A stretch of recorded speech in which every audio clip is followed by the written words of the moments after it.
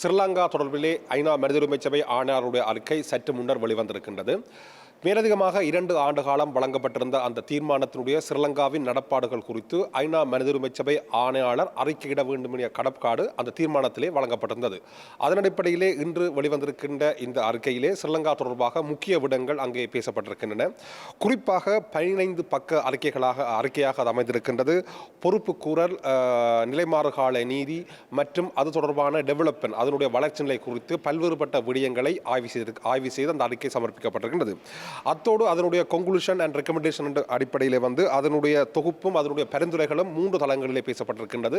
ஐநா மனித உரிமை சபை, அதாவது ஐநாவுக்குரிய கடப்பாடுகள் மற்றும் அங்கத்துவ நாடுகளுக்குரிய கடப்பாடுகள் மற்றும் ஸ்ரீலங்காவுக்குரிய கடப்பாடுகள் என்று அந்த பரிந்துரைகள் வழங்கப்பட்டிருக்கின்றன. இது தொடர்பாக ஐநா மனித உரிமை சபையிலே பங்காற்றி வருகின்ற அல்லது பங்கெடுத்திருக்கின்ற தமிழ் டயஸ்போராவினுடைய ரியாக்ஷன், அதனுடைய எதிர்வினைகள் எவ்வாறு இருக்க போன்றதை பற்றி இன்றைய இரவு செய்திகளிலே நாங்கள் அறிய தரலாம் நினைக்கின்றேன். இவைகள்லாம் தற்பொழுது வந்த முக்கியமான இந்த அறிக்கை தொடர்பான விடயங்களாக இருக்கின்றன. ஐபிசி தமிழ் செய்திகளுக்காக ஜெனீவாவிலிருந்து சுதன்ராஜ்.